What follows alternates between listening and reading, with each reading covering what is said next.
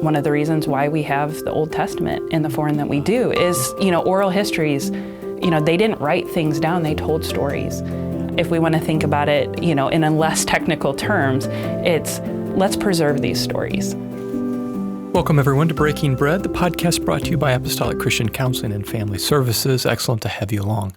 Today's episode is a little bit outside of the norm for Breaking Bread, but I think it will be valuable. It's going to be a history lesson. A history lesson not in the sense of learning something about our past, but actually learning what perhaps our responsibility is in recording and preserving history. And to give this history lesson, Fred Witzig is with me, as well as Erica Steffen. Erica and Fred are going to teach us what oral history is, how it is conducted, and cast a vision for how we might even participate in an effort that the ETR, or the Elder Teaching Resource, is invested in. So, Fred, share with our audience a little bit about what the ETR is, for one thing, and then the topic of conversation here today. Yeah. So the ETR, or the Elders Teaching Resource, began in 2019, and one of our purposes, is to collect and preserve and present, make use of, apostolic Christian history. And so we have an archive, and one of the things we hope to put into that archive are oral histories. Oral histories are simply interviews of people who have some familiarity with something of interest in the past, in this case, apostolic Christian history. And so we're going to talk today about that project and how people can contribute to that project. The real brains behind this and the energy behind this is Sister Erica Steffen. So Sister Erica, why don't you take it away? Well, I am from Kingerville, and my husband and I and our 3 kids are there. And years ago, with an interest in oral history, I did my first oral history interview when I was in 5th grade with my grandfather. I sat with him on a couch for 4 hours and had him talk to me all about his childhood.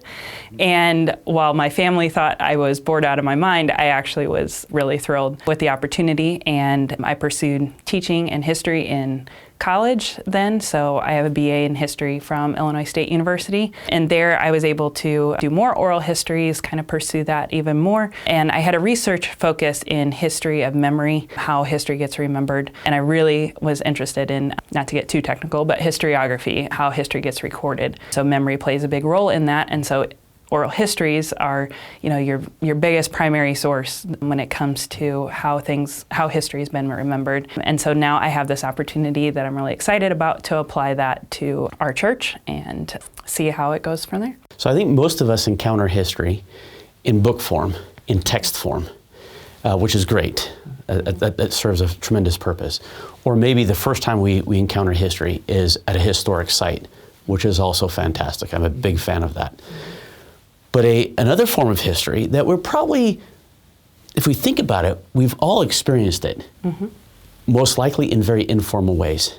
And that is just sitting across the table from somebody and saying, and just recounting something that we've experienced in the past. Oral history as a subject or as a field is intended to do that well. So instead of just trying to remember, I remember sitting on as you said, sitting around and listening to my grandfather say something. What did he say? I can't remember. He had some story about this. I can't remember the details. Well, oral history is there to say, hey, let's tell these stories, but let's do it in a really careful way so that we get the details and we preserve it well, and then we can really make use of it. So there's an art to this, art to this storytelling, or capturing the stories of people. And I think one thing, I think of museums. When you go through a museum, very often you'll pick up the phone to some museum and you'll hear somebody on the other line talking about their experience, whether it was a military battle or whether it was some occurrence. And that's really oral history, isn't it? It's taking that personal perspective, and this is now the craft behind capturing that. Yes. And it's a lot of fun. It is. It is a lot of fun. And one of the reasons why we have the Old Testament in the form that we do is, oral histories, they didn't write things down, they told stories. And that's, if we want to think about it, in a less technical terms, it's let's preserve these stories.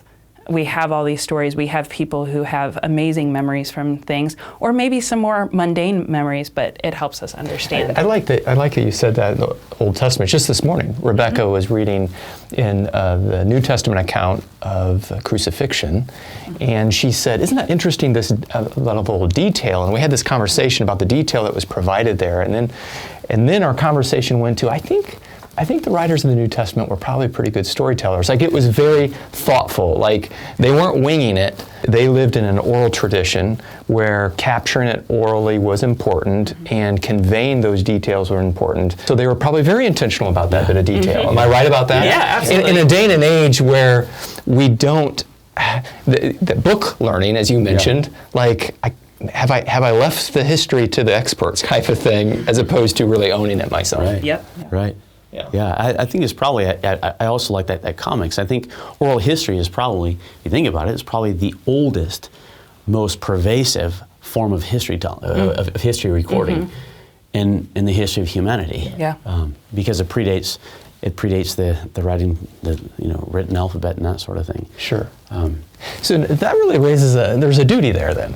Yeah. Would you say, and now I'm preaching to the choir to historians here, but I get a sense that you two have a sense of duty.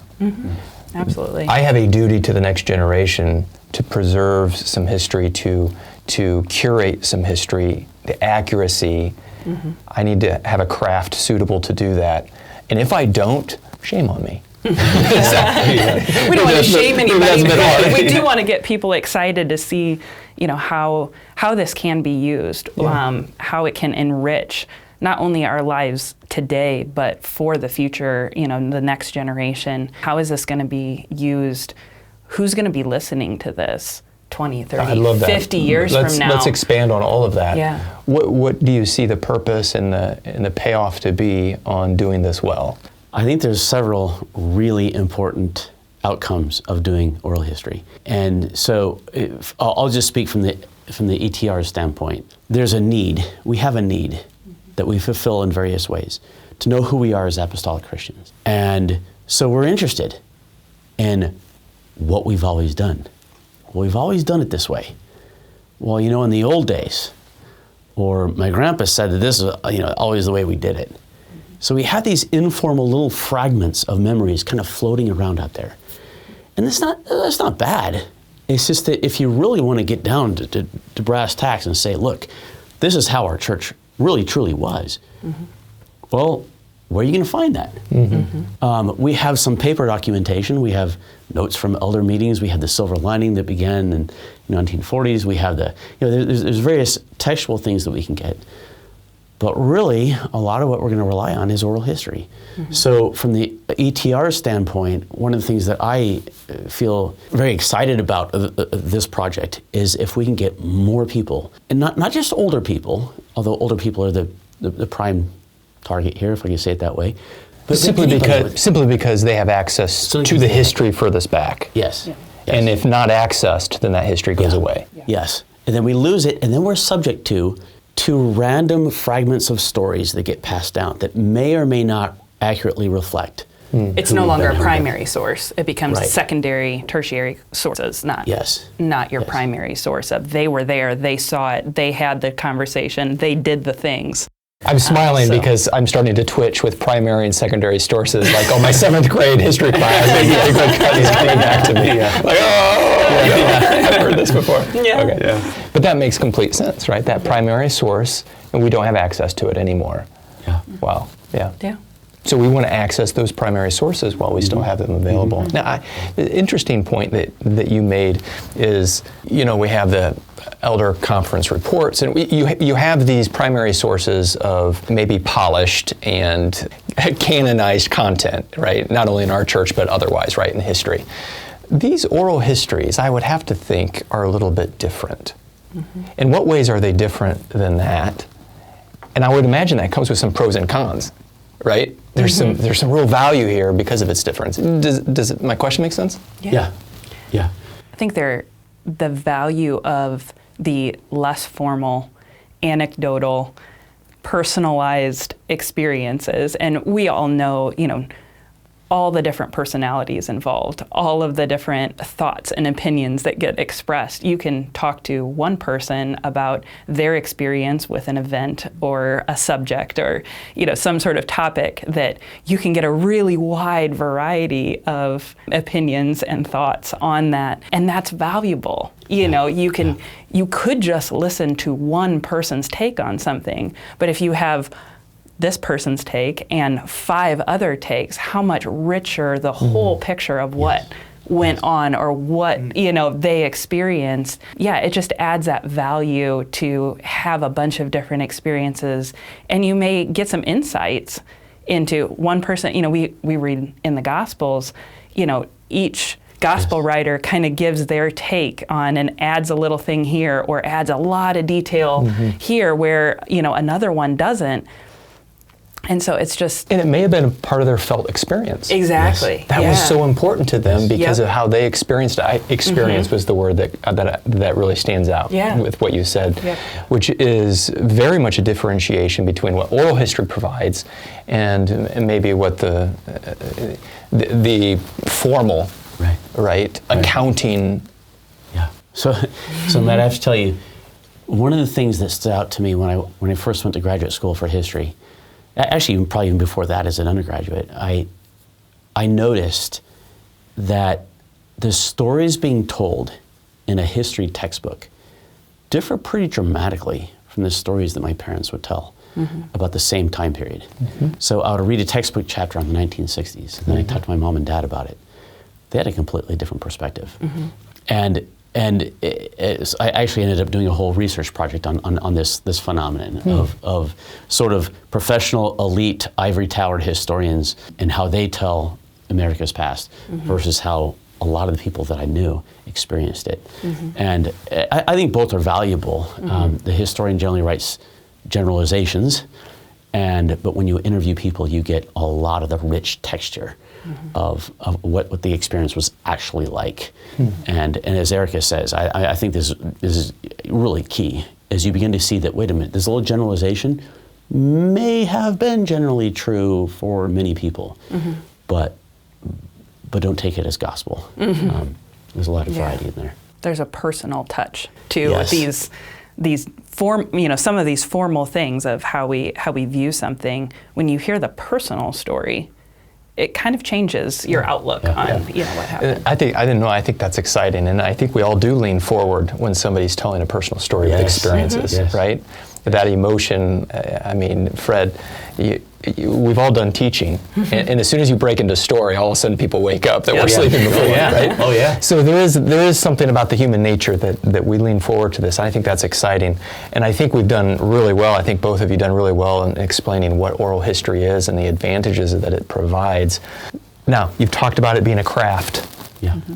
Is this a craft outside of the layman? like can I not do this, or do I need a doctor in history? And I know the answer to that. But now bring it down to us. What does it look like to carry this type of thing out? Is it trainable? Are there some simple things to learn?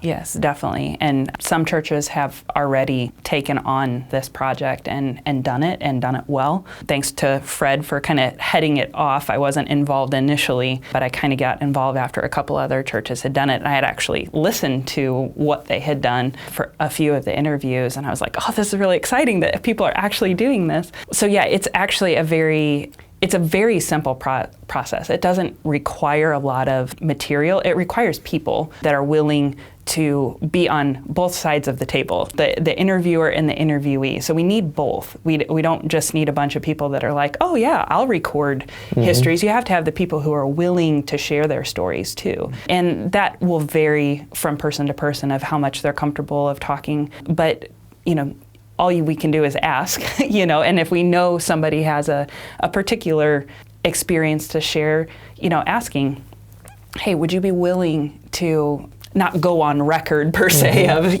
that, because that might be a little intimidating, but would you be willing to share your story? We think, your perspective of how you experienced this event or that event would be valuable to be heard, to be recorded and preserved. I really like that, Erica. How would you help an interviewee feel like they understand their place in the story they're giving? one of the things that oral historians often do is actually be very upfront and say, look, we'd love to hear whatever you'd like to talk about. This is where it's going to go. This is what we intend to do. If we ask a question you don't feel comfortable with, just say, I'm not comfortable with it. And there's nothing wrong with that. Or if after the interview you're just like, man, I shouldn't have said that. Or I mentioned somebody's name and I feel really bad to mention it. Hey, we can edit it out. You have full permission to edit anything out of this. And I find that most people don't really worry about it that much. There's only been a few people who've said, I probably shouldn't have told that story. It might reflect badly on so-and-so. But most people are happy to talk about it because it's their story. Who doesn't like saying, who doesn't like saying, somebody say, so Matt, who are you? Where'd you come from? I mean, don't you know? Well, tell me more about that. Yep. Exactly. I'm really interested in you. Yeah. Yep. Yeah. Well, it's a wonderful way to honor people, isn't it? It is. I think people do feel honored when you approach it in the right way of, hey, we see a value in your story. And the expression of that value, of we see that value, I think puts people at ease of feeling like, oh, really? Even if they don't see that value in their story, somebody else expressing to them, we value your story, is enough, I think, to put people at ease and say, oh, well, yeah, I guess I can talk about it. But then, to kind of go on with this too of what we do, being fully transparent of what we intend to do with these. It's not going to be, broadcast from our pulpits. It's not even going to necessarily be broadcast, as this podcast. It can be as accessible or inaccessible as that person wants it to be, or what their wishes would be to that. And that's part of that craft of doing oral history. But we have to just be sensitive to that too. How do people want to use that? We do have the ability to archive them for church, people who are interested in our church history to access that now. But they can also say, you know what, I don't want this accessible. So they have control over that. Yes. I was just going to say, I think there's a key point there is they have the control. And I think putting them in control kind of eases it. Yep. Although I think your point about being valued is huge as well. I've seen that. Like people, well, what do you want to talk to me for? Oh, none of us ever went through anything like that before, and we're just like, what is it like to go through this? Oh, a story to tell. And I think both of those are really important and relaxing. We had one of those evenings in Bloomington, and both of you helped with that, and it was tremendous. The young group participated, and to see 3 young girls at the feet of a 101-year-old, tell about her story. I mean, they were attentive, and they listened to everything. It's beautiful to watch. It's a beautiful thing to watch, a beautiful thing to watch. Fred, say a little bit, though, about your pie-in-the-sky vision. Like if this went swimmingly well, right? So, unlimited resources, a huge buy-in, pie-in-the-sky. We have a database on our archive computer that is accessible around the world. And out of that database, people can access hundreds of stories of what it was like to be apostolic Christian in the last, 60, 70 years, okay? And this is for professionals to use, or I shouldn't say professionals, this is for historians to use who are interested in chronicling apostolic Christian history and learning the lessons. But it's also for people who just want to know, what was it like to be apostolic Christian? I'm going to go back to the 1960s, a huge upheaval, social upheaval. I'm fascinated by it. I was born at the tail end of it. I love to know more about what it was like to be an apostolic Christian in the Midwest, most likely. And experiencing these social convulsions. Because in fact, I'm in the middle of a social convulsion myself. Right? Yeah. So expand on that. What value is it for us to really know that question, AC living in 1960s? What value is that to us? I think 2 ways. One is for the leadership of our church to be able to understand who we are, how we got here, the decisions that we made. Oftentimes, when we go back and we look at how a decision was made, that maybe we look at the decision, we say, wow, that was kind of a dumb, or that wasn't the right decision. You go back and you see the context in which that decision was made, and you start having greater appreciation for it. And that teaches us, okay, so that was a different context, but that was kind of wise how they thought through that. How can I think through it? So in terms of leadership, I think the past can be very helpful and instructive in both understanding how we got to where we are, and then maybe some wisdom for going forward. For the average person, history is just an incredible source of inspiration for me. When I go back, who isn't inspired, just to use a non-AC story, who isn't inspired by the story of Anne Frank in the Holocaust? Right. I mean, who doesn't want to be like her? Who doesn't want to be like, who doesn't want to react in that kind of way? And that challenges me. I'm inspired. I'm inspired by the missionary work among apostolic Christians in the 1800s. I just, within 10, 12 years, we have all these churches springing up. Yeah. Man, that's inspiring to me. Yeah. It makes me want to. And what if we had oral history on those experiences? Yes. What kind of light would that shed on our today? Yes. Absolutely. And I think for today too, you think about what we are, like Fred, you referenced, what we're experiencing today, the kinds of social upheavals and stuff.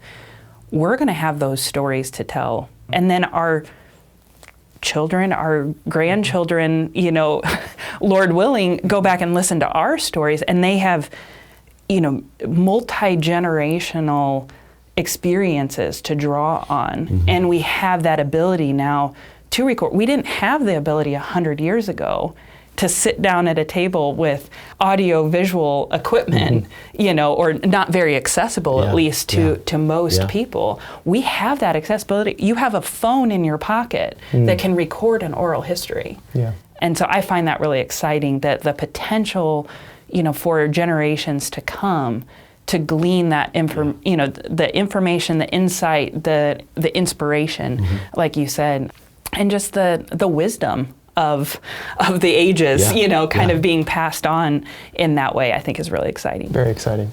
Okay, so Erica, something that you said, I want to connect back to a question that Matt asked earlier about does it take a professional to do this? Who can do this?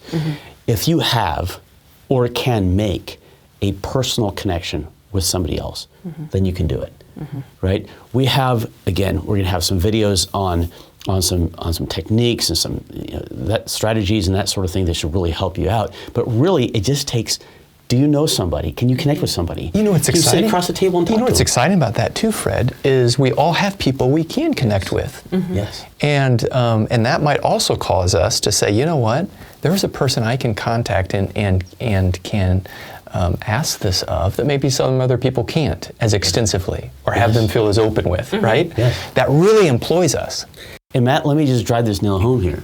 Who would you rather sit across the table and talk to? Somebody who comes in with a name badge and PhD and he's in a lab coat and he's okay now. So tell me about your experience. Right. Or would you rather it be a 15-year-old nephew who's in the young group and wants to do this as a project and comes in and says, hey uncle, tell me about this. Yeah.